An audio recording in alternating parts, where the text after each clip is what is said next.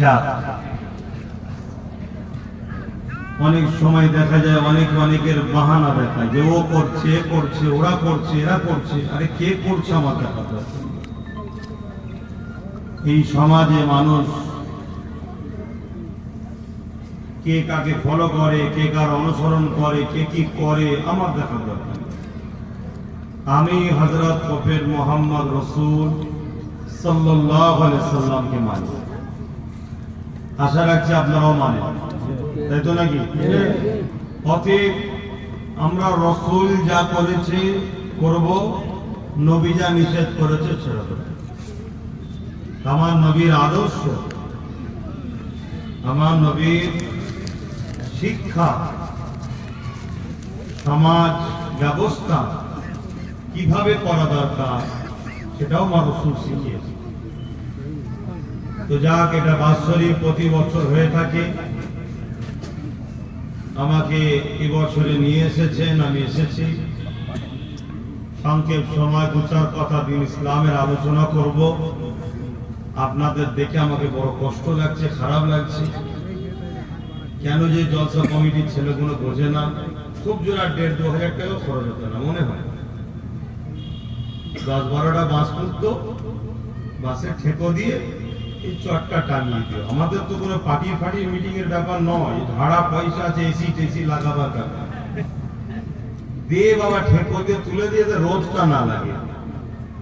কথা বুঝে আসছে না? কিন্তু জানি না থাকলেও আপনারা জুড়বেন, আসবেন, বসবেন, কিন্তু আমাকে তো খারাপ লাগছে।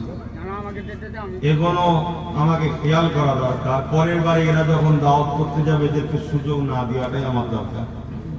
যারা পারবে তারা নিয়ে আসবে, যারা পারবে না তাদের কাছে আমার না যাওয়াটাই উত্তম হবে।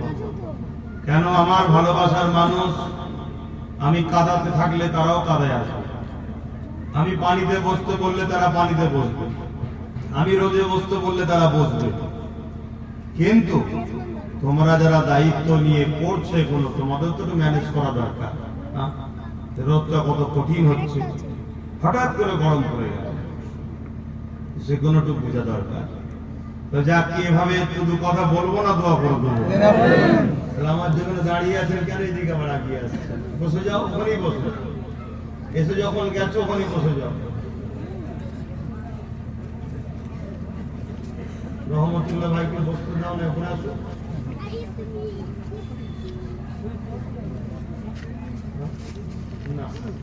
বসো। এই বাবু, তোমরা দাঁড়িয়ে আছো কেন? বসো, ওখানেই বসে যাও।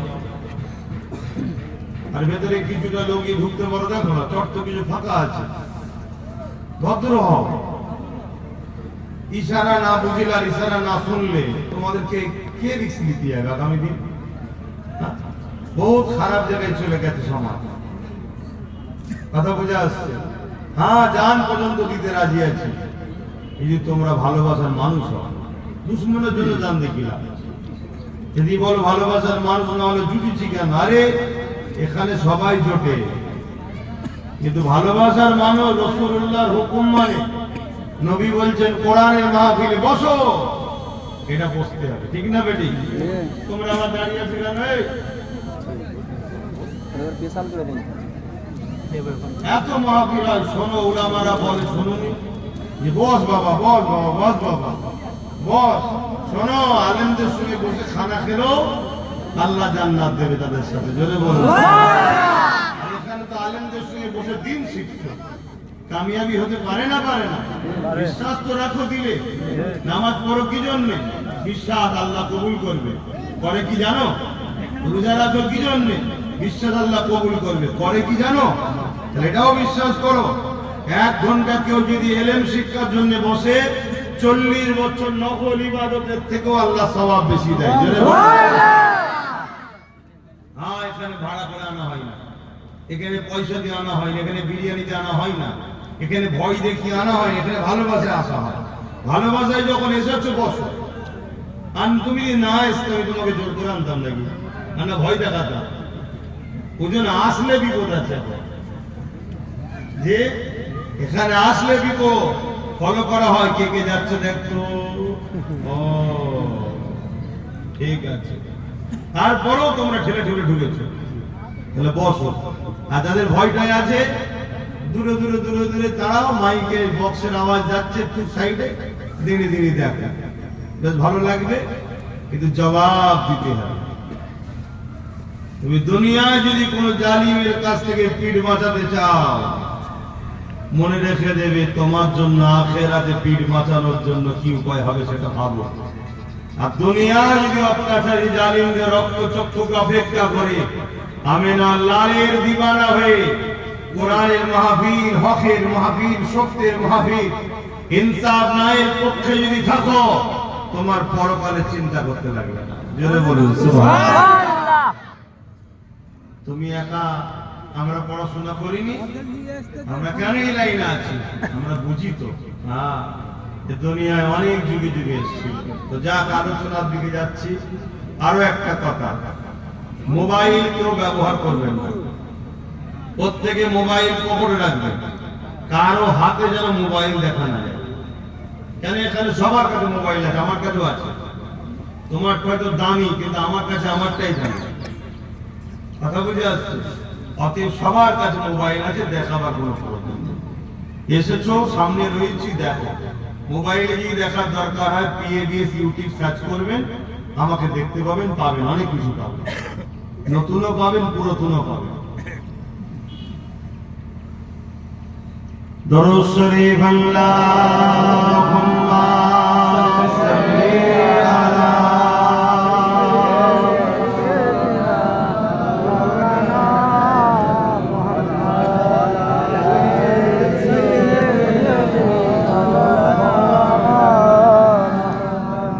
أعوذ بالله من الشيطان الرجيم.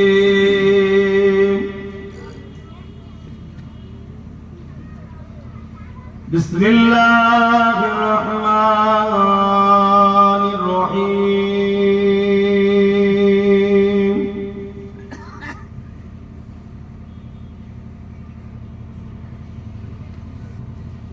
الحمد لله، الحمد لله نحمده ونستعينه ونستغفره ونؤمن به ونتوكل عليه ونعوذ بالله من شرور أنفسنا ومن سيئات أعمالنا.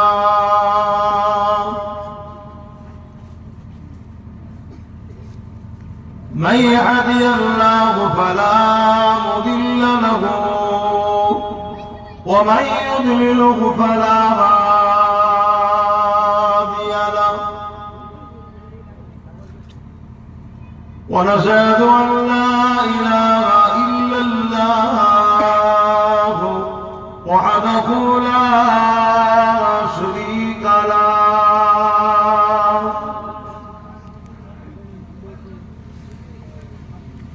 ونشهد أن سيدنا وحبيبنا ومولانا محمدا عبده ورسوله.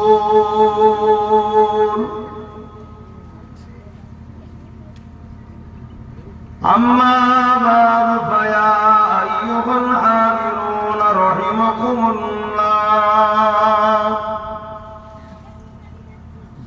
قال الله تعالى في كلام المسيد والفرقان الحميد: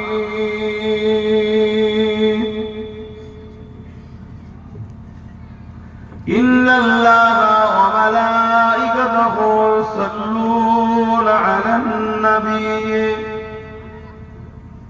يا أيها الذين آمنوا صلوا عليه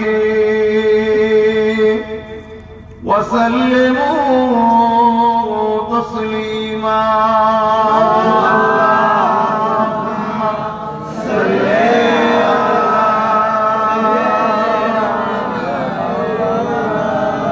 وعلى آله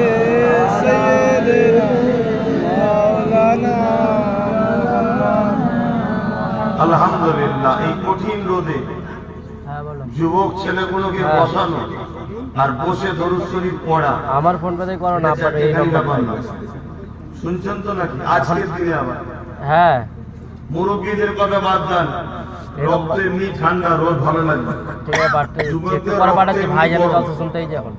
আর এই রোদে আবার এই দুপুরের সময় আবার হাওড়াতে যাচ্ছে, বসে দরুদ পড়ছে, এটা শয়তানদের জন্য খুব বড় যন্ত্রণার বিষয় ভাই। কথা মাথায় ঢুকছে? যারা চাই তোমরা গানে যাও, যাত্রায় যাও, ফাংশনে যাও, সিনেমা যাও, চুরিতে যাও, লুটে যাও, গুন্ডাগিরিতে যাও, জালিমদের শক্তি বাড়াবার জন্য তাদের হয়ে লড়াই করো, যারা চায় এক কথায় তারা চায় তোমরা জাহান্নামে যাও, তাদের কিন্তু খুব কষ্ট হয় বলে দেখবে। কিছু বলতে লাগবে না, তুমি শুধু এই বসে দরুদ পড়বে, মাথায় টুপি দেবে, মুখে দাঁড়িয়ে রাখবে, এই সমাজের হাজারো বাঁদর এমনি মারা যাবে। খোদাকে সাক্ষী রেখে বলছি, তোমাদের পরিবর্তন ওদের জন্য ধ্বংসের কারণ, তোমাদের জায়গা ওদের জন্য ঘুম হারাম, তোমাদের হকের পক্ষে চলা ওদের হারাম ঝেড়ে খাওয়া বন্ধ। এটা সিস্টেম, ইতিহাস যুগ যুগ ধরে বলে আসছে। মোস্তফার গোলামরা যখন ঘুমিয়েছে, দুনিয়া তখন জালিম হয়েছে, দুনিয়া তখন লুটেছে, দুনিয়া তখন অত্যাচার করেছে, দুনিয়া তখন রেপ করেছে। আর মোস্তফার গোলাম যেই জেগে উঠে বেরিয়েছে, পৃথিবীর সব জালিম ঠান্ডা হয়ে গেছে। এটা যুগ যুগের ইতিহাস বলছি। আমি কারো পক্ষে বিপক্ষ বলছি না, হাকিকাতটা বলছি। আজকে নতুন করে পৃথিবী জুড়ে আবার ছাড় পোকার মতো জালিমরা মাথা ছাড়া দিয়েছে। অতএব এই ছাড় পোকা মারার জন্য, তাদের যে আওকাত কি বুঝাবার জন্য মোস্তফার গোলামদেরকে রাসূলের সুন্নতের জীবন করতে হবে, তাদেরকে উঠে দাঁড়াতে হবে। তার ছোট্ট একটা নমুনা হলো এই দরুদ। কেন দরুদ পড়া নবী বলছে আমার প্রেমের কাজ। জোরে বলুন সুবহানাল্লাহ। যারা দরুদ পড়ে এর মানে তারা আমার সঙ্গে রিলেশন রেখেছে, আমাকে প্রেম করে, ভালোবাসে। ঠান্ডায় বসে, এসিতে বসে পড়া, মসজিদে বসে পড়া, আলহামদুলিল্লাহ সবটা ভালো, কোনোটাকে ছোট করছি না, কিন্তু এই রোদে গরম হয়ে যাচ্ছে। আমি তো আসলাম এসি চালাতে হচ্ছে, এত গরম পড়ে গেছে। তাহলে সেই জায়গায় বসে আছেন, এটা কি বৃথা যাবে মনে হচ্ছে? কথা বলুন যুবকরা, তোমাদের বিশ্বাস হয় তোমাদের এই কষ্টটাই আজকে তোমাদের গুনাহ আল্লাহ মাফ করবে? কিয়ামতের দিন আল্লাহ এর যাজা তোমাদের ঘরে দেবে, বিশ্বাস হয়? তাহলে আসো আরো ভালোবাসো নবীকে, আরো ভালোবাসাই করো। আল্লাহুম্মা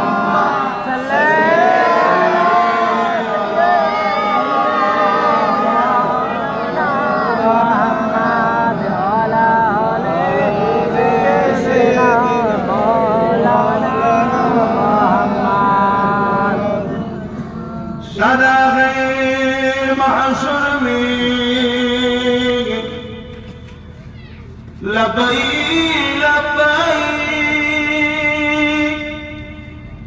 जहां उम्मतों ने पुकारा मोहम्मद, हमें जानो दिल से प्यारा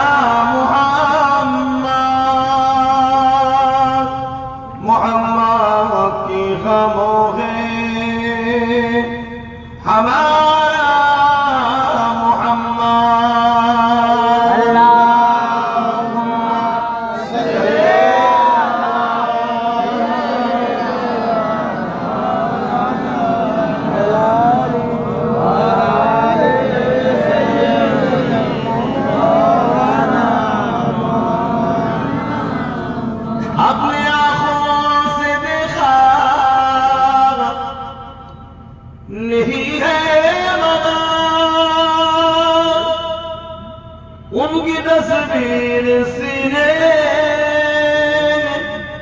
में मौजूद है, जिनकी खुशबू से महका ऐ सारा जहां, वो खुशबू नबी के पसीने में है।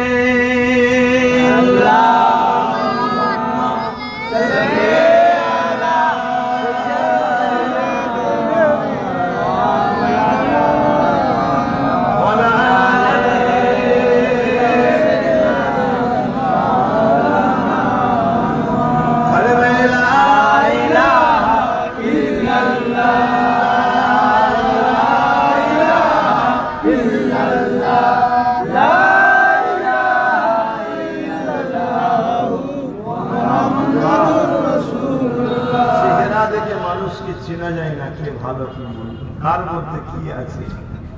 আমি অত্যন্ত দিন থেকে বলছি, কার মধ্যে কি আছে বোঝা যায় না ভাই।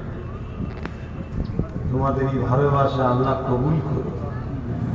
আমিন আমিন সুম্মা আমিন। কালেমা লা ইলাহা ইল্লাল্লাহ, লা ইলাহা ইল্লাল্লাহ, লা ইলাহা ইল্লাল্লাহ, মুহাম্মাদুর রাসূলুল্লাহ, আল্লাহুম্মা সাল্লি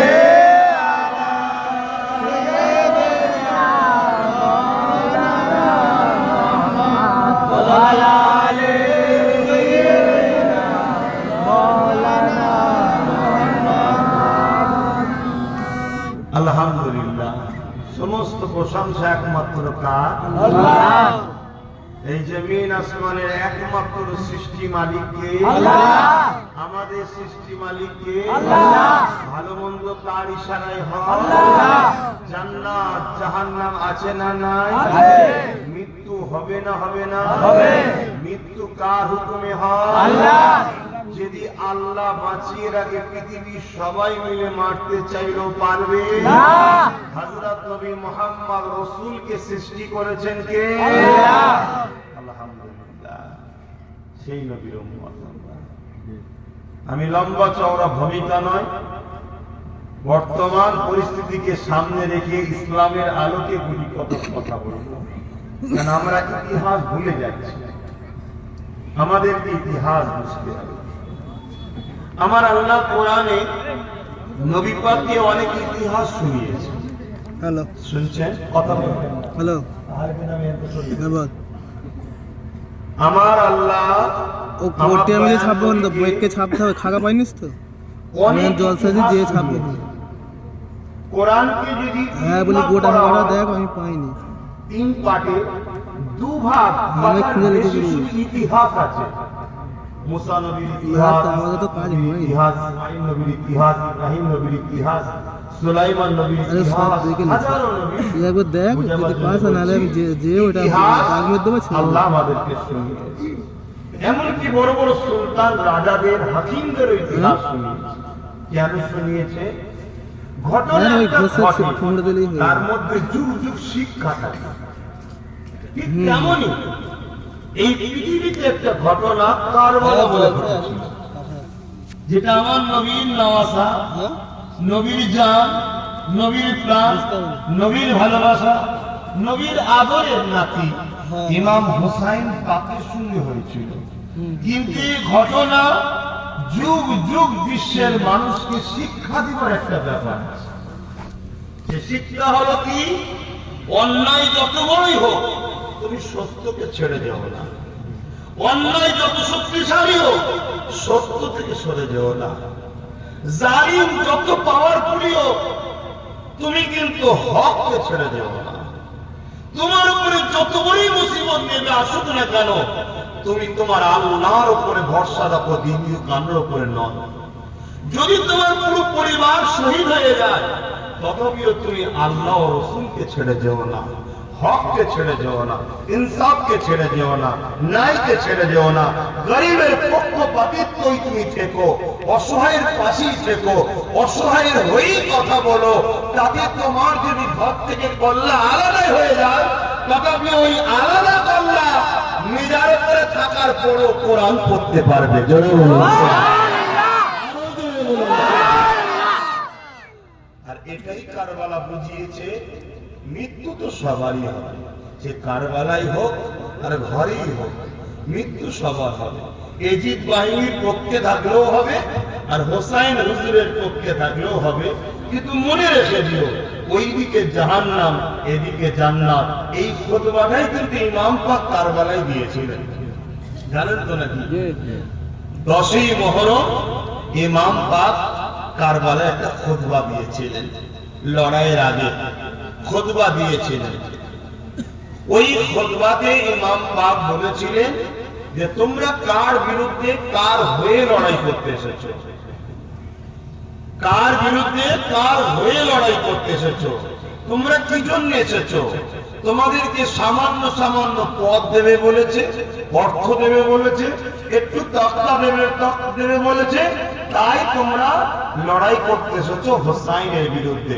শোনো, আসমানের নিচে জমিনের উপরে আজকের দিনে শ্রেষ্ঠ মানুষ যদি পৃথিবীতে কেউ থাকে, সেটা তোমাদের সামনে দাঁড়িয়ে আছে, আমি হোসাইন। জোরে বলুন তোমরা আমার বিরুদ্ধে লড়াই করতে এসেছো, জালিম অত্যাচারী এমন করে এজিদের পক্ষ নিয়ে, কিন্তু পদের লোক, গদির লোক, তখ্তের লোক, অর্থের লোক লাখ হাজারো মুসলমানকে অন্ধ করেছিল। যারা এসেছিল একটা কেউ মুসলিম ছিল না, সব মুসলিম কবিতা অন্ধ করে দিয়েছিল। তাদেরকে সামান্য পদ, সেই পদ কিন্তু তাদেরকে পরবর্তীতে ভোগ করতে হয়নি। তারা কিন্তু ইমাম পাকের উপরে ঝাঁপিয়ে পড়েছিলেন। ইমাম পাক আমাদের জন্য মডেল। তিনি পুরো পরিবারের ৭২ জনকে নিয়ে শহীদ হয়েছে। এমনকি ছোট্ট বাচ্চা, কয়েক মাসের বাচ্চা আলী আসগার পানি পান করতে গেছে, তীর এসেছে, একদিক দিয়ে লেগেছে, আর একদিক দিয়ে হুলকুলি দিয়ে বেরিয়ে চলে গেছে। বাচ্চা রক্তাক্ত নিয়ে ইমাম পাক ঘরে ফিরে এসেছে। স্ত্রী জিজ্ঞেস করছে, বাচ্চাকে পানি পান করিয়েছেন? তখন ইমাম পাক বলেছেন, বাচ্চা জীবনে দুনিয়ার পানি পান করবে না। কিন্তু সবাই আশ্চর্য হয়েছিল, ছোট্ট বাচ্চা, কয়েক মাসের বাচ্চা, এক রায়াতে 3 মাস, এক রায়াতে 4 মাসের বাচ্চা, হাত কিন্তু বারবার খুলছে আর মুঠো করছে, খুলছে আর মুঠো করছে, খুলছে আর মুঠো করছে, খুলছে আর মুঠো করছে। সেই জাত আমরা, সেই জাত আমরা, খুলছে আর মুঠো করছে। সমস্ত বড় বড় মুহাদ্দিসিনরা বলেছে, কারবালার ওই দিন আলী আসগারও বলতে চেয়েছিল, আমাকেও একটা তরোয়াল দাও, আমি হকের হয়ে লড়বো। জোরে বলবো, আরো জোরে বলবো, আরো উঁচুতে বলবো, ইমাম হোসাইন বলুন জিন্দাবাদ, হোসাইন বলুন জিন্দাবাদ। যে ঘরের বাচ্চা 3-4 মাসের বাচ্চাও বলে আমি হকের হয়ে লড়বো, আমায় দাও, তীর খাওয়ার পরেও সেই কওমের উম্মত দাবি করে, সেই ঘরের ভালোবাসার লোক দাবি করে, আজ যদি আমি পকেট মার দেখে ভয় খেয়ে যাই, ছোট ছোট ছুরি দেখে ভয় খেয়ে যাই, এর চেয়ে বড় লজ্জা কি থাকতে পারে? কথা বলবো, আপনারা মিডিয়া দেখেন কি জানি না, পেপার দেখেন কি জানি না, গত 2-3 দিন আগে কেউ একজন 500 কোটি টাকা ভাড়াটিয়া কেউ একজন বলেছে না, মুসলিম কম হচ্ছে সব থেকে ভীতু কম, বলেছেন না? বলেন সে এমনি তো বলেন, নিশ্চয়ই আমাদের মধ্যে কিছু একটা ভয় কাজ করছে তাই বলেছে। আর সত্যি আমাদের মধ্যে ভয় খাওয়াবার একটা প্ল্যান চলছে। কেন চলছে জানেন? আল্লাহ নবী 1000 বছর আগে বলেছেন, সাহাবা হুজুরদের পারে একটা দিন আসবে যেমন পশুরা, খুব ভালো করে কথাগুলোকে শুনবেন, কারণ অনেক কষ্ট করে বসে আছে, শোনার এনার্জি আছে তো নাকি? কেন এখন যে কথাগুলো বলবো খুব কঠিন ভাবে ধরতে হবে, কথা বলে আসছি, কেন এখন খুব ভয়ানক স্রোতের দিকে আমরা যাচ্ছি। তাই কথাগুলো ধরুন, আল্লাহকে সাক্ষী রেখে বলছি, সেই আল্লাহ সাক্ষী রাখছি যিনি ফিরাউনের মতো শক্তিকে মিটিয়েছে, নমরুদকে মিটিয়েছে, সাদ্দাতকে মিটিয়েছে, আবু জেহেলকে মিটিয়েছে, কথা বুঝে আসছে, হিটলারকেও মিটিয়েছে, বুশকেও মিটিয়েছে। মনে রাখবেন, সেই আল্লাহ আজকের জালিমদেরও মিটাবে। কিন্তু আমি আপনি মাথা তুলে কতটা থাকবো, এটাই হচ্ছে বিষয়। মিটবে 100%। কারণ ইমাম মেহেদী আলাইহিস সালাম তো আসবে, ব্যথা না হলে যেমন সন্তান হয় না, এই পৃথিবীতে অত্যাচার, পাপ, রাহাজানি, খুন, জেনা, ব্যভিচারী, লুট যখন চরম শিখরে না আসে, তখন বাঁচাবার জন্য আল্লাহ কাউকে পাঠায় না। এটা হবে, কিন্তু তুমি আমি যেন ধ্বংস না হয়ে যাই, তুমি আমি যেন মূল স্রোতে থাকতে পারি, তাহলে কামিয়াবি হবে। তো আমার রাসূল পাক সাল্লাল্লাহু আলাইহি ওয়াসাল্লাম কি বললেন? যেমন একটা দিন আসবে আমার উম্মতের মধ্যে, যেমন একটা প্লেটে খাবার থাকলে ক্ষুধার্ত পশুগুলো সব ওই প্লেটের উপর ঝাঁপিয়ে পড়ে, পড়ে না? পড়ে না? আমার উম্মতের উপরে পৃথিবীর সব মানবরূপী পশুগুলো, জালিমগুলো, অত্যাচারীগুলো সব ঝাঁপিয়ে পড়বে। চারিদিকে হামলা করবে। মিলিয়ে দেখুন তো সেই জায়গাটা এসেছে না আসেনি ভাবুন। সাহাবারা বললেন হুজুর কারণ কি হবে, আমরা কি সংখ্যায় কম হব? আল্লাহ নবী বললেন না, আমরা সংখ্যায় অনেক হব। আচ্ছা আমরা সংখ্যায় অনেক আছি না? না, কিন্তু বোঝা যায় না। খারাপ নেবেন না, বোঝা যায় না। 1 লক্ষ লোক রয়েছে, বুঝে যাচ্ছে না আমরা কারা। কেন? আমরা হুবাহু সব অন্যরকম স্টাইল সুরাতে সকলে ধরে নিয়েছি। তাই আমি বলবো এই বাজারে আমাদের সব থেকে উত্তম হচ্ছে যেখানেই যাই আমাদের মুখে দাঁড়িয়ে আর মাথায় টুপিটা দ্রুত রাখার চেষ্টা করব। তাহলে বোঝা যাবে একটা বাজারে যখন করতে যাচ্ছেন 500 লোকের মুখে যখন দাঁড়ি 500 মাথায় টুপি, আপনি সেখানে কিন্তু বুক ভরিয়ে থাকবেন যে আমি এখানে একা নয় 500 আছি। কিন্তু 500 আছি আমার মতো আব্বাসকে সেখানে মনে হচ্ছে যে আমি একা। কি বলছি, ভুল বলছি না? ভাবুন ভাবুন, কথা মাথায় ঢুকছে? প্রতিটি মুহূর্তে মাথায় উচিত মাথায় টুপি আর মুখে সুন্নতি দাড়ি। রাসূলুল্লাহ সুন্নাত এটা নারী আর পুরুষের মধ্যে পার্থক্য তৈরি করে। আর পৃথিবীতে শুধু ইসলাম না, ইসলাম ছাড়া যত বড় বড় স্কলার, যত বড় বড় সায়েন্টিস্ট, যত বড় বড় কবি, তারাও কিন্তু দাড়ি রেখেছে। কথা বুঝে আসছে? কিন্তু আমার রাসূলুল্লাহ সুন্নাতে আমি সবাইকে বলবো এটা শিক্ষা দেন। আমার ভাইকে বলবো না যে রাখো আমার সোনার ভাইরা, রাখো, সুন্দর করে দাড়ি রাখো আর মাথায় টুপিটা ব্যবহার করো। তাহলে দেখবে এই একটা পেহচান। তুমি দেখবে যে খালি যাবে সব জায়গায় তোমাকেই দেখা যাবে, তোমাকেই দেখা যাবে, তোমাকেই দেখা যাবে। কেন? তুমি কম নয়, তোমাকে কম করে রাখা হয়েছে, কম করে রাখা হয়েছে। কেন? তোমাকে দুর্বল বানানো হচ্ছে।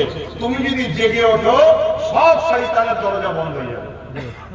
খোদাকে সাক্ষী রেখে বলছে তুমি জেগে উঠলে সব জুলুম বন্ধ হবে, তুমি জেগে উঠলে নারীদের উপর অত্যাচার বন্ধ হবে, তুমি জেগে উঠলে এতিমদের লুটা বন্ধ হবে, তুমি জেগে উঠলে ক্ষুধার্ত মানুষের খানা ছিনাচ্ছে যারা, ওটা বন্ধ হয়ে যাবে। তুমি জেগে উঠলে সমাজের প্রত্যেকটা সন্ত্রাসের অসুবিধা আছে, তাই তোমাকে সন্ত্রাস বলা হয়, তাই বলে যারা সন্ত্রাসী করতে চায়। কিন্তু তোমাকে জানতে হবে, তোমাকে জানতে গেলে সর্বপ্রথম বাহ্যিক জানা দরকার তোমরা কজন আছো। কথা বুঝছেন না? বলুন আমি কিছু ভুল বুঝাচ্ছি না? এটা গেল। রাসূল পাক বললেন তাদের সংখ্যা অনেক হবে। তাহলে নবী যখন বলেছে হবে না, হবে না? হবে। এরে আমরা তো সাক্ষী দেবো নাকি? আমরা বিশ্বাস করি তো নবী যে আমাদের 100% 100 ঠিক। তাহলে বলুন নবী যখন বলেছে সংখ্যা অনেক হবে, আমাদের সংখ্যা অনেক না কম? অনেক। অনেক, আলহামদুলিল্লাহ। কিন্তু তারপরে তাদের উপর ঝাঁপিয়ে পড়বে কেন? রাসূল বললেন তাদের মধ্যে দুটো বৈশিষ্ট্য ঢুকে যাবে। দুটো, একটা হলো মৃত্যুর ভয়। কি ঢুকবে? মৃত্যুর ভয়। তাহলে এই হাদিসটা আমি পড়েছি, আপনাদের শোনালাম, আপনাদের সবার মনে থাকবে। তাহলে একটা কি ঢুকবে আমাদের মধ্যে? ঢুকানো হবে মৃত্যুর ভয়। আর মৃত্যুর ভয় ঢুকে গেলে আমাদের উপরে ক্ষুধার্ত পশু যেমন খারাপ প্লেটে হামলা করে, মানবরূপী জালিমগুলো সমাজের উপরে হামলা করবে। তাহলে অন্তরে কার ভয় রাখবেন? আল্লাহ। জোরে বলুন আল্লাহ। আল্লাহ ছাড়া অন্য ভয় ঢুকে গেলে তাহলে কিন্তু আমরা ওই ক্ষুধার্ত পশুর যেমন হামলা করবে খাদ্যের উপরে, আমরা তখন জালিমদের খাদ্য হয়ে যাবো, আমাদের উপরে হামলা করবে। খুব ভালো করে বলুন, যে হৃদয়ে আল্লাহর ভয় আছে ওকে পৃথিবী ভয় করে, আর যে হৃদয়ে আল্লাহর ভয় নেই, অন্যজনের ভয় আছে, সে তাকে পৃথিবী যা খুশি তাই করে। তাতে ভয় কার করবেন? আল্লাহ। আর যারা আল্লাহকে ভয় করে তাদের ফায়দা কি শোনেন? সূরা রহমানের মধ্যে আল্লাহ বলেন ওয়ালিমান খাফা মাকাম রাব্বিহি জান্নাতান। আমি আল্লাহ আমাকে যারা ভয় করে তাদের জন্য দুটো দুটো জান্নাত দেব।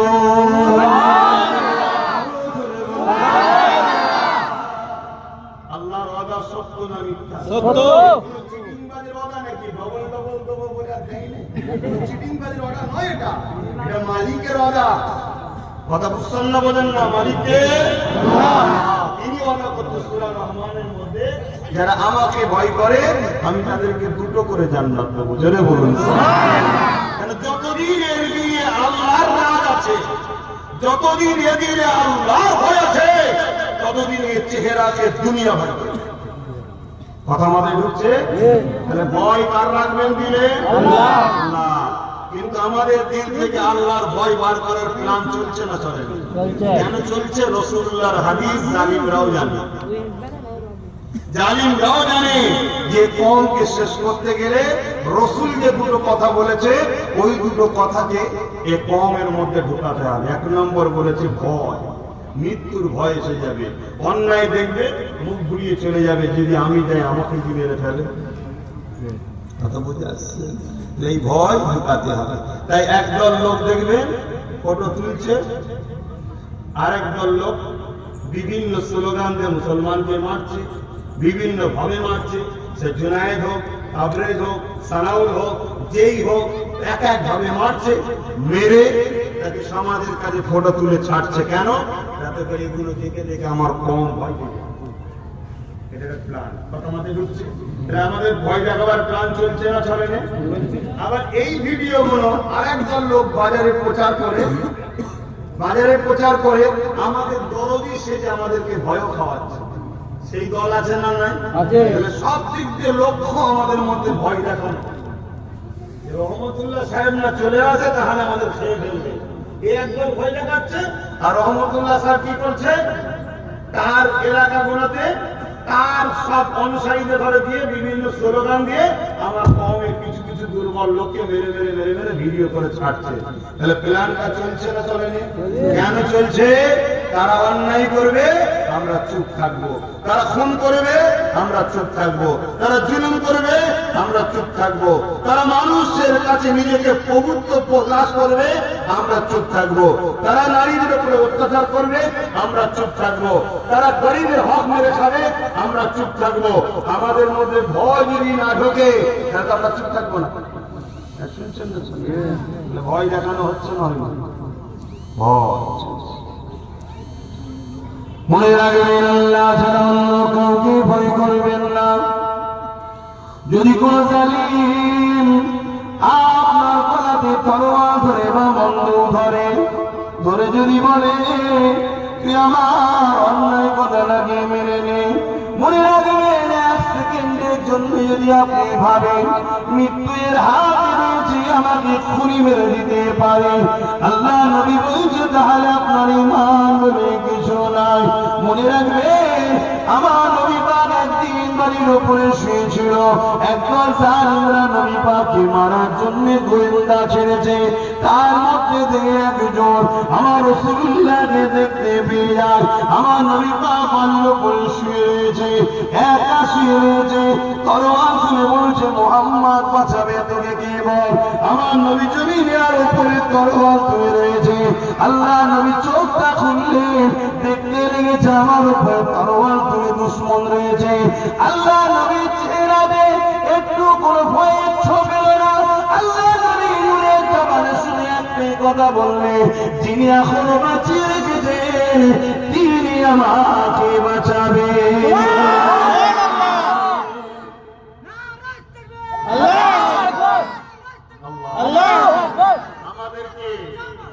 আমাদেরকে এখনো বাঁচিয়ে রেখেছেন কে? আল্লাহ। কাল বাঁচিয়ে রাখবেন কে? আল্লাহ। মৃত্যু দেবেন কাকে? আল্লাহ। তাহলে তাকে ভয় করো, অন্য কাউকে নয়। মিথ্যাকে মিথ্যা বলো, সত্যকে সত্য বলো, চোরকে চোর বলো, জালিমকে জালিম বলো, ন্যায়কে ন্যায় বলো, সত্যকে সত্য বলো, ইনসাফকে ইনসাফ বলো, হক কথা বলো। ওর হাত থেকে তরোয়ালটা কেটে পড়ে গেল। আল্লাহ নবীর কথা শুনে তরোয়ালটা ওর হাত থেকে পড়ে গেল। রাসূলুল্লাহ তরোয়ালটা তুললেন, তুলে নিয়ে ওকে দাঁড়িয়ে বলছে তোকে বল কে বাঁচাবে। সে আমার নবী পাকের কদম ধরে বলছে মুহাম্মদ তুমি আমাকে বাঁচাবে। আল্লাহ নবী বলেন হাই রে বোকা, এটাই তো মুহাম্মদ তোদেরকে বুঝাতে এসেছে, তোদের দুশমন আমি নয়। আমি ছিলাম জমিনে, তুই ছিলি দাঁড়িয়ে, তোর হাত থেকে আমি তরোয়াল কেড়ে নিই না। কি করে তরোয়াল পড়লো? সে বলল আমার বাজুতে একটা গায়েবী ধাক্কা লাগলো। রায়াতের মধ্যে আছে ফারিস্তা ডানা দিয়ে মেরেছিল। তরোয়ালটা পড়ে গেল, আমি তুললাম। তা আমাকে তোর হাত থেকে যিনি বাঁচিয়েছে তিনি তো তোকে বাঁচাবে, এই শিক্ষাটাই দিতে এসছে। তিনি কে? আল্লাহ। জোরে বলুন কে? আল্লাহ। তখন সেই মানুষটার হুঁশ ফিরল, সে আমার নবীর হাতে হাত দিয়ে ইসলাম কবুল করলো। জোরে বলুন সুবহানাল্লাহ। কথা বুঝে আসছে? তাহলে আমার রাসূল পাক সাল্লাল্লাহু আলাইহি ওয়াসাল্লাম এই শিক্ষা আমাদেরকে দিয়েছে যে তরোয়ালের তলাতে থাকলেও তুমি ভেবো না যে মরে যাব। তোমার যদি ওই দিন ডেট থাকে, পৃথিবীর সব শক্তি তোমায় বাঁচাতে পারবে না। আর ওই দিন যদি ওইভাবে মৃত্যু থাকে তাহলে কেউ রুখতেও পারবে না। আর ওই দিন যদি তোমার মৃত্যু না থাকে কেউ মারতে পারবে না। আল্লাহ নবী শিক্ষা দিয়েছেন হযরত আলীকে। আমার নবী পাকের জামাতা ছিলেন ইমাম হাসান হোসেন আব্বাজান শেরে খোদা ছিলেন। আল্লাহ পাকের পাক বলা হয় যিনাকে, অর্থাৎ পাওয়ার এত ছিল, ইসলাম দুনিয়ার সব থেকে শক্তিশালী মানুষ ছিলেন। সুবহানাল্লাহ।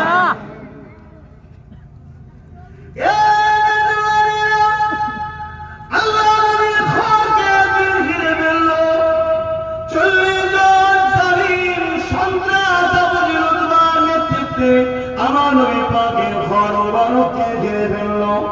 আমার নবী পাক হযরত আলীকে বলতে লেগেছে, আলী, আল্লাহ আমাকে হুকুম দিয়েছে হিজরত করার, এর পিছনে অবশ্যই হিকমত রয়েছে।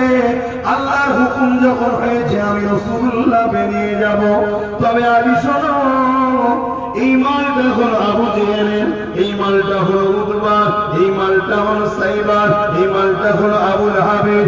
তাদের মালের কথা বলে যারা কিনা রাসূলুল্লাহকে মারার জন্য তরোয়াল নিয়ে এসে ঘিরে দাঁড়িয়েছে, তারা তাদের দামি দামি সম্পদ কোনো আল্লাহ নবীর কাছে জমা রাখতো।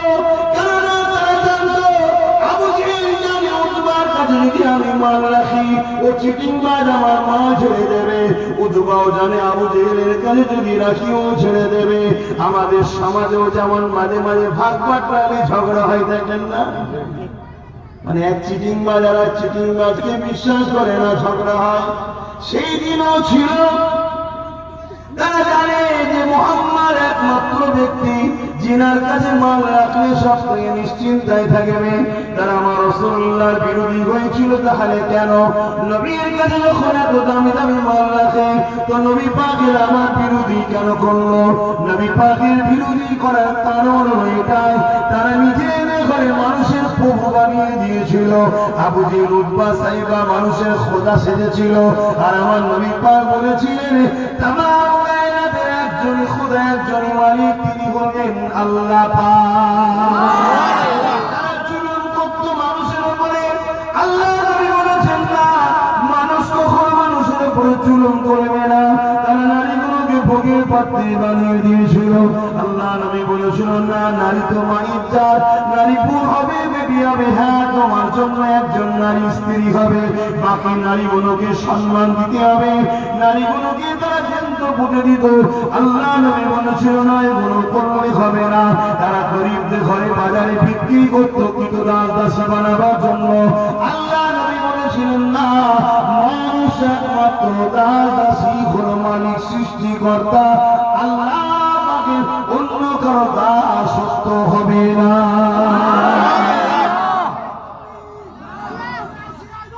আমার আলোচনা আপনারা বুঝতে পারছেন তো নাকি? তাহলে আলোচনা যখন বুঝছেন তাহলে খুব মন দিয়ে শুনেন বাবা, আমার কথাটাকে ধরতে হবে। তাহলে তারা জানে রাসূল সত্য, কিন্তু নবীর কথা মানবে না কেন?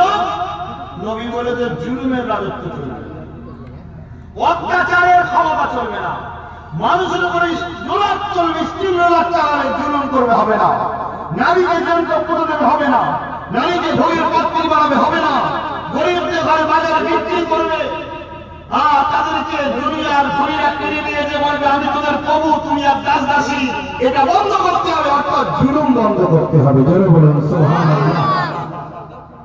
তারা দেখলো যে মুহাম্মদ যা বলছে ঠিকই বলছে, কিন্তু আমাদের সন্ত্রাসী সাম্রাজ্য বন্ধ হয়ে যাবে। কিন্তু তারা তাদের দামি দামি সম্পদগুলো রান্না করে তখন তো ব্যান ছিল, তারা আমার রাসূলুল্লাহর কাছে আমার নিরাপদ মনে করে রাখতো। জোরে বলুন সুবহানাল্লাহ। আল্লাহ নবী বড় আমানত দাতা ছিলেন। পৃথিবীর শ্রেষ্ঠ আমানত দাতা হলেন মুহাম্মদ রাসূল। জোরে বলুন সুবহানাল্লাহ। তাই নবী পাককে যখন মারতে এসেছে, নবী পাক যাবার আগেও বলছে যারা মারতে এসেছে তাদেরই মালগুলোকে বুঝাবার জন্য অমক অমক অমকের কাছে দিয়ে দেবে। আমি খুব ভালো করে কথাগুলো শুনবে, দিয়ে তুমি সকাল হলে মদিনা শরীফে অর্থাৎ ইয়াসরিফে আসবে। আমি রাত্রিই চলে যাচ্ছি, তুমি সকালে আসবে। আল্লাহ নবী রওনা দিলেন। কিভাবে গেছে আপনারা সবাই জানেন, ওটা আমি আজকের বিষয় নয়। আজকের বিষয় হলো আল্লাহ ছাড়া অন্য কাউকে ভয় করবেন না, আর নবী ছাড়া অন্য কারো লিডারশিপ নেতৃত্ব মেনে নেবেন না। রাজি তো নাকি? আমাদের একটাই লিডার, একটাই নেতা। হ্যাঁ, নবীর পক্ষে যারা ডাকে তারা সহকর্মী হিসাবে তাদেরকে পাশে দাঁড়াবো। শুনছেন না? নেতা আমাদের একজন, লিডার আমাদের একজন, আইডল আমাদের একজন, মডেল আমাদের একজন, মুহাম্মদ রাসূল। দেখবেন না কি করবে? হ্যাঁ, মনে রাখবে গুনার মাপ আছে, বেঈমানের মাপ নেই। তুমি নবী ছেড়ে অন্য কাউকে আইডল করবে, মডেল করবে, তুমি বেঈমান, তোমার মাপ নাই। হ্যাঁ, নবীকে মডেল বানিয়ে চালনা বাড়ছে, সিনেমা দেখে ফেলেছে, জিনার মতো পাপ করে ফেলেছে। ও যদি তওবা করে আল্লাহ মাফ করে দেবে, তওবা না করে ওর মাপের শাস্তি যে মেয়াদ আছে জাহান্নাম কেটে নবীকে লিডার বানার জন্য একদিন না একদিন ও জান্নাতে যাবেই। জোরে বলুন সুবহানাল্লাহ। হালকা বয়সে চলতে গেলে সিনেমা দেখে ফেলে, টিভি দেখে ফেলে, এগুলো তো গুনাহ, কিন্তু এগুলো উচিত নয়। তুমি কোন সাহসে এখন ঘুরছেই দিবি হই হই করছো?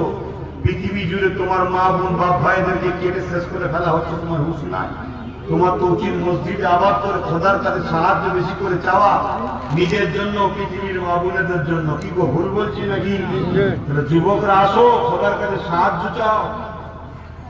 শোনো, তুমি যদি মনে করো আমরা অনেক আছি, না, অনেক হয়ে হয় না বাপ, ইমানদার লাগে, ইমানদার। অনেক হয়ে হয় না, ইমানদার লাগে। আর আল্লাহ যদি তোমার উপরে নারাজ হয়ে যায়, কোরআনে আছে জালিমকে বসিয়ে তোমাদেরকে শেষ করে দেব, তখন কি হবে? এই বলবো সঠিক রাস্তায় আসো। আল্লাহ নবী রওনা দিলেন, কিভাবে গেছেন সবই জানেন। মদিনার জমিনে চলে গেছেন।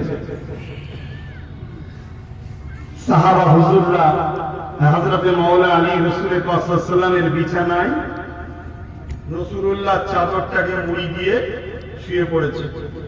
ঘরের চতুর্দিকে 40 জন পাহারা মানে ঘিরে ফেলেছে। জালিম কি জন্য ভাই?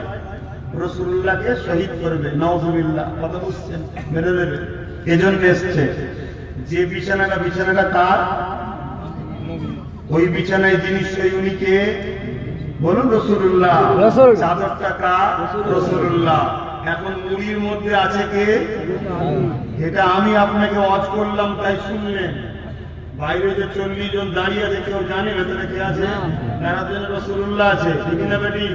ঢুকবে, কতল করবে, এই তো এনারা। বলুন এই বিছানায় ঘুম হয়? এ হবে? বলুন হবে? খুব ভালো করে বোঝে, মানে মুড়ি দেওয়া মানে মুখ দেখা যাচ্ছে না, ঠিক না? যদি বলা হয় 1 নম্বর গাড়ি, এই ব্যাপার, এইখানে এ থাকে, ওখানে ওই থাকে, সেই জায়গায় আপনাকে যদি মারতে আসে, আপনি সেই জায়গায় অন্যজনের জায়গায় আপনি বসবেন কেন?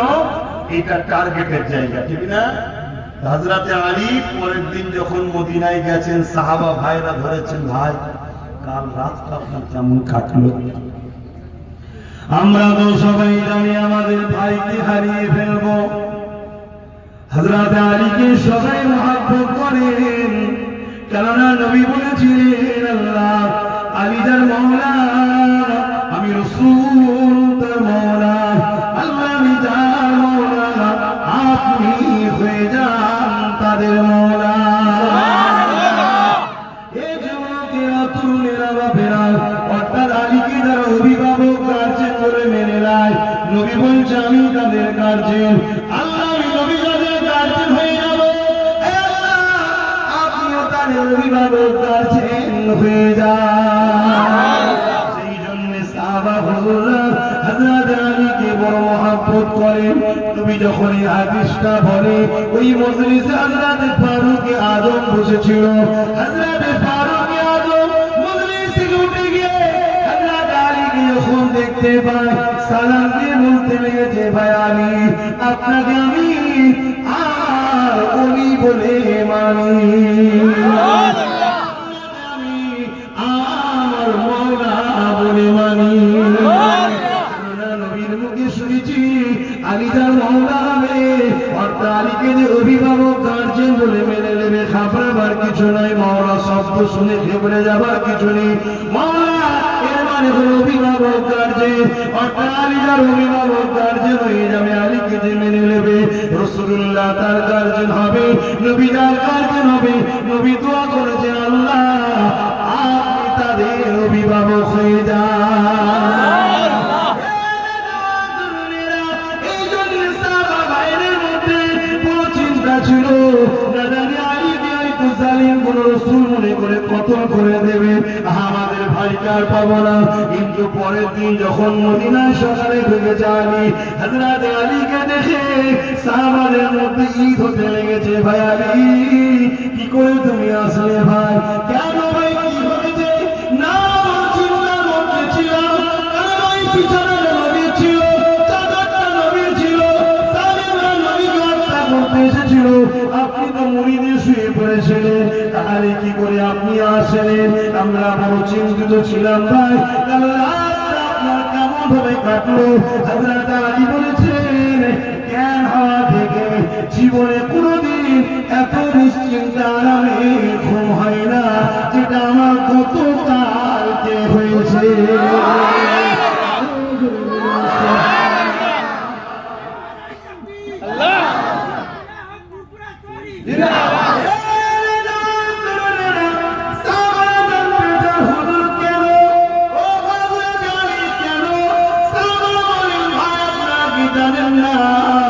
আমার নবী যা বলে ওটা আল্লাহরই কথা বলে, নবীর থাকে কথা আল্লাহর হয়, আর আল্লাহর ওটা কখনো মিথ্যা হতে পারে না। নবী আমার বলেছিলেন আলী সকালে উঠবে, মন দিয়ে শুনবেন, নবী বলেছেন আলী সকালে উঠবে, এই মালটা আমাকে এই মালটা আমাকে দেবে, মদিনাতে আসবে।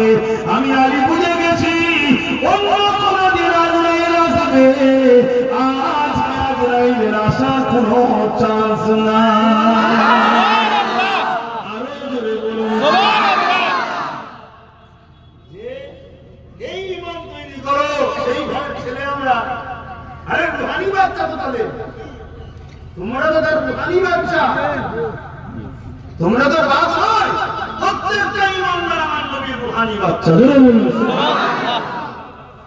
হ্যাঁ, আল্লাহ আমাদেরকে সেই বংশে জন্ম দিয়েছে, আলহামদুলিল্লাহ আলহামদুলিল্লাহ। কিন্তু তোমরাও তো কম নয়, তোমরাও তো আল্লাহর সম্মানিত, কিন্তু পরিচয় দাও। হ্যাঁ পরিচয় দাও। আল্লাহ ছাড়া অন্য কাউকে ভয়, জোরে বলো, করবে না। আর কখনো কারোর উপরে জুলুম করবে না, আর কখনো অন্যায়ের সাথ দেবে না। সে অন্যায় ছোট হোক আর বড় হোক। মক্কা শরীফে 3টে শয়তানকে পাথর মারা হয়, জানেন না? বড়, মেজ, সেজ, 3টে মারা হয়, জানেন? আপনি গেছেন মক্কা শরীফ? হ্যাঁ এখানে কেউ হাজী সাহেব নেই? কই? হ্যাঁ গো দেখছি।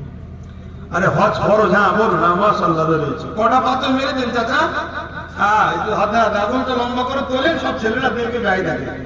কটা পাথর মেরে, কটা শয়তানকে মেরেছে? 3টে শয়তান। আপনার 3টে শয়তানকে পাথর মেরেছে। এখন যদি মুরব্বী ভাবতো বড়টাকে শুধু মার, বাকিগুলো শুনে বন্ধুত্ব কর, আল্লাহ ছেড়ে দেবে? কথা বলছেন না? এখানেও শয়তান দুটো, দেখছেন না? বড় আর ছোট, কথা বুঝছেন না? আপনি যদি ভাবেন বড় শয়তানকে মা আর ছোট শয়তানের সঙ্গে গলা মিশা, আল্লাহ ছেড়ে দেবে? কথা বুঝছেন না? অন্যায় অন্যায়, মিথ্যা মিথ্যা, জুলুম জুলুম, সে বড় হোক আর ছোট হোক। আমাদের লক্ষ্য একটাই থাকবে, আমরা নবীর উম্মাহ, আমরা কখনো অন্যায়ের সঙ্গে আপোষ নয়, জুলুমের সঙ্গে আপোষ নয়, মিথ্যার সঙ্গে আপোষ নয়। আরে তুমি কেন হও, কি কি নেবে তুমি আমার? কি নেবে? জান নেবে? এই জানই তো আমার না। এই জান তো আল্লাহ দিয়েছে, তার যখন মর্জি যাবে সে নেবে, তুমি নিবার কে? জোরে বলুন। আপনারা কিছুদিন আগে তুরস্কের বুকে একটা বিরাট বড় ভূমিকম্প হয়ে গেল, জানেন না? আল্লাহর পক্ষ থেকে। আরে তুমি এক জালিমকে বাঁচার জন্য আর এক জালিমের কোলে উঠছো, আর আল্লাহ যখন ভূমিকা দিয়ে মারবে তখন তুমি বাঁচবে কি করে? তখন কি করে বাঁচবে? বাঁচার রাস্তা একটাই আছে, গরিবের পক্ষে দাও, বিধবার পক্ষে দাও, এতিমের পক্ষে দাও, অসহায়ের পক্ষে দাও, মজলুমের পক্ষে দাও, সত্যের পক্ষে দাও, মনুষ্যের পক্ষে দাও, রাষ্ট্রকেও ভালোবাসো, রাষ্ট্রের পক্ষে দাও, একটা ইনসাফের পক্ষে দাও, তাহলে দেখবে আল্লাহ সাহায্য আসবে। 313 জনের উপরে এসেছে, 3000 2 লক্ষ মোটা যুদ্ধ, জানেন না?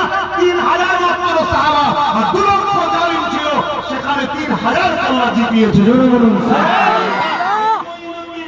ভারতে একজন ছিল মঈনুদ্দিন, আর জালিম ভরা, সমস্ত জালিমের বিরুদ্ধে একই দিনকে আল্লাহ জিতিয়েছে। জোরে বলুন।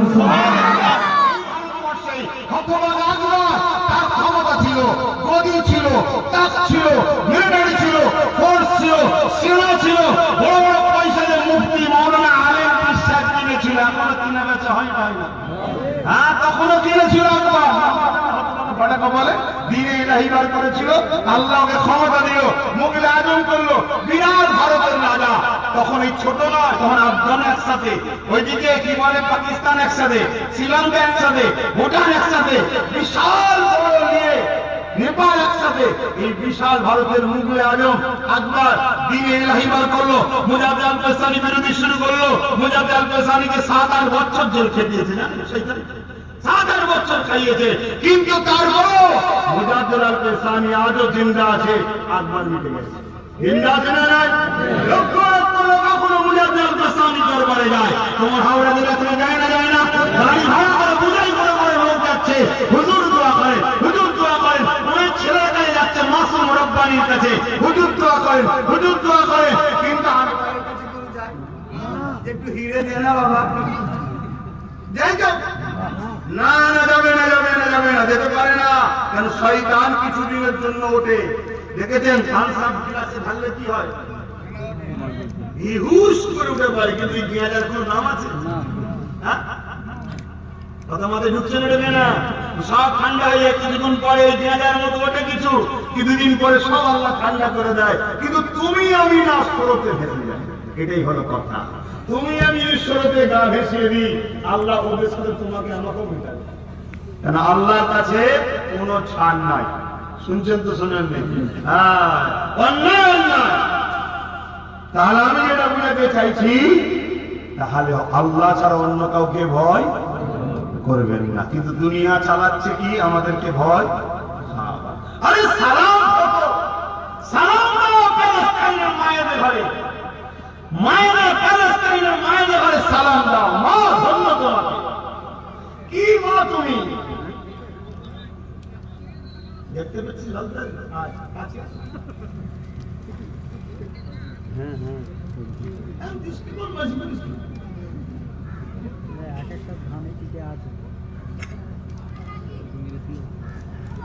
হাজারো টেনশন জ্বালালে ভুলি যায়। মানসিকতা সবসময় সমান থাকে না। ভালোবাসা এসছো জানি, ফট করে কখন কি মন মানসিকতা থাকবো, দুটো বড় কথা বলে দেবো, তোমার মনটা ভেঙে যাবে। কিন্তু আমি তো একটা মানুষ, রক্তে বসতে তৈরি, তাই তো নাকি? হাজার জ্বালালে নিজের পরিবার, নিজের বাচ্চা, নিজের শরীরের জ্বালার থেকে বেশি জ্বালা এই মানুষের জন্য ভোগ করছে। মানুষকে বেশি পেরেছেন। কি করে বাঁচানো যায়, কি করে উদ্ধার করা যায়, কি করে এদেরকে ঠিক করা যায়, কি করে এদের বাচ্চাগুলোকে শিক্ষিত করা যায়, এইসব নিয়েই তো থাকি নাকি? মনে হচ্ছে তোমরা তো কম যারা মেয়েছো, ঠিক বললাম না? সেই জায়গায় যখন বলছি মন দিয়ে শোনো। আমি তো প্রথমেই বলে দিলাম যে মোবাইলে দেখা না যায়।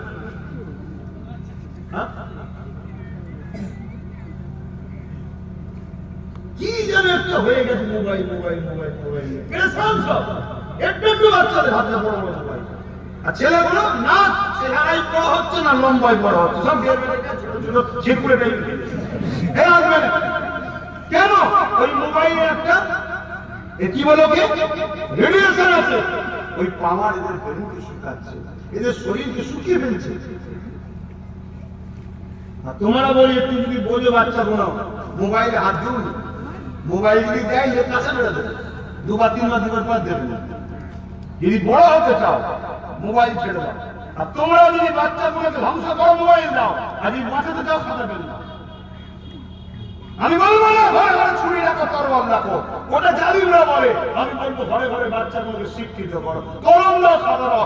একটা কলম পড়ে আপনার পৃথিবীকে শেষ করে দিতে কথা মাথায় ঢুকছে না। কলম পড়ে, একটা কলমের খোঁচার যে কি পাওয়ার আছে তুমি জানো না। দাও ছেলেমেয়ের হাতে খাতা পেন। এত চিল্লানি কি দরকার আছে? তোমার ছেলে তো মূর্খ হবে, কারো পিছনে গাঁজা খেয়ে ঘুরে বেড়াবে, 200 টাকা নেবে, দাদা দাদা দাদা দিদি দিদি করে বেড়াবে। আমার কি যায় আছে? আমি আমার ছেলেকে পড়াবো, আমার ছেলে উপযুক্ত হয়ে যাবে না। তোমাদেরকে আপন মনে করি, তোমার বাচ্চাটাকে নিজের সন্তানের মতো মনে করি যে আমার ভাই কই বলি। এরাও বড় হোক, এরাও অন্য জায়গায় যাক, এরা ডাক্তার হোক, উকিল হোক, জজ হোক, পুলিশ হোক, ডিএম হোক, বিডিও হোক, এদের মধ্যে থেকে ভালো ভালো রাজনীতির নেতা তৈরি হোক, যেগুলো আমরা ৭০ বছর করতে পারিনি। পরের বাপকে বাপ বলে কাটিয়েছি শুধু আমরা। এই বাচ্চাগুলো হোক, এরা শিক্ষিত হোক। যদি না করো আগামী দিন তোমার চোখের সামনে তোমাদের মা বেরিয়ে জেল আপনার নিতে হবে, কিচ্ছু করতে পারবে না। ভাষা খারাপ লাগছে নাকি? খারাপ লাগছে? লাগে দূরে থাকো ভাই, দূরে থাকো। তিনি বলবে যতক্ষণ জবান আল্লাহ দিয়ে আল্লাহর জন্য বলবে, রাসূলুল্লাহর জন্য বলবে, যদি না বলি তা বলবে আল্লাহ ধরবে, তাই বলবো আমি। তাতে দুনিয়া জালিম যদি আমাকে চোখ দেখায়, হুমকি দেয়, মারতে চায়, জলসা বন্ধ করতে চায়, নানা রকম জিনিস চালাচ্ছে, চালিয়ে যাক, কত চালাবে চালিয়ে যাক। কিন্তু মনে রাখবে এই দুনিয়ার 500 বছরের শাস্তি কবরের 1 মুহূর্তের শাস্তির থেকেও কিচ্ছু নাই। অতএব সেই জায়গাকে আমরা কোরআন পড়েছি, আল্লাহ জ্ঞান দিয়েছে, আল্লাহ হিদায়াতও দিয়েছে, শুধু জ্ঞান না হিদায়াতও দিয়েছে।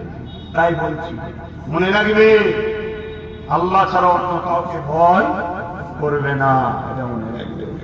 তাহলে হকের পক্ষে থাকতে হবে। যারা আল্লাহকে ভয় করে জঙ্গলের হিংস্র বাঘও তাদের গোলাম হয়ে যায়। জোরে বলুন সুবহানাল্লাহ। বেশি দূর যেতে হবে না। তোমাদের এই হাওড়া জেলায় শুয়ে আছে, নাম ছিল প্রতাপ চন্দ্র সেন। মোজাদ্দেদ জামানের হাতে হাত দেওয়ার পরে নাম হয়ে গেল আব্দুল মোমেন। মোজাদ্দেদ জামানের দেখানো রাস্তায় চলে যাওয়ার পর হলো সুফি আব্দুল মোমেন। এই যুবকেরা তরুণরা হুজুর বলে দিলেন, বাবা জঙ্গলে যাও, আল্লাহ পাকের দাসত্ব করো, ইবাদত করো, বন্দেগী করো। বাবা জঙ্গলে চলে গেলেন। হুজুর আমার যখন জঙ্গলে যাবে, এই যুবকের একটা বিরাট হিংস্র বাঘ আগিয়ে আসছে। কি আগিয়ে আসছে? বাঘ বলতে বলুন, এখন সব চোরেদের ঘরেও বাঘ বলা হচ্ছে। এটা এই বাঘ, এটা ওই বাঘ, কথা বুঝে আসছে। এটা আফ্রিকা জঙ্গলের, এটা সুন্দরবনে, এটা খ্যাঁকশিয়ালদের এলাকা, বলে না বলে। আমি বাঘের কথা বলছি না, আমি রিয়েল বলছি। রিয়েল সত্যিকার অরিজিনাল, মানে খুব মজা করে খাবে আমাদের পেলে। কি মানে এই বাঘগুলোকে যদি বলা হয় একবার চলো না একটু দেখা করতে যাবে, তাহলে কি হবে বুঝতে পারছো? হ্যাঁ, তুমি তো প্রথমে এখানে বসছিলে না, এখান থেকে ওখানে যে ওখানে মোবাইলটা লাগিয়ে দিয়েছো। মোবাইলটা তোমার কি? মোবাইলটা নিয়ে আসো কেন? নিয়ে আসো, দাও, তার হাতে দাও, দাও, ওইভাবেই দেবে তো। আবার কি করছো কেন? কথা বললে কত শুনবে? তাহলে বলো কি হবে তোমাদের? কিচ্ছু না, তোমরা ফেতনা তৈরি করবে সমাজে, ফেতনা করবে। তুমি কি ভাবছো এই মোবাইলে তুমি পড়ছো, আমার কি সমস্যা আছে? না, তোমরা কেটে কুটে এমন ভাবে ছাড়বে, ফেতনা হবে। তুমি কি ভাবছো আমার প্রত্যেকটা মাহফিলে আইবি লোক নাই? সব আমার কথা রেকর্ডিং হচ্ছে। কেন আজকের দিনেও যদি আব্বাস সিদ্দিকী ডাকে, আমি বলছি আজকের দিনেও যদি আমি কোনো জনসভায় ডাকি, কম করে হলে 10 থেকে 15 লক্ষ যুবক শুধু আমার ডাকে এখনো সারা দেয়। সেই জায়গায় আমাকে কি মনে হচ্ছে ফলো করে না?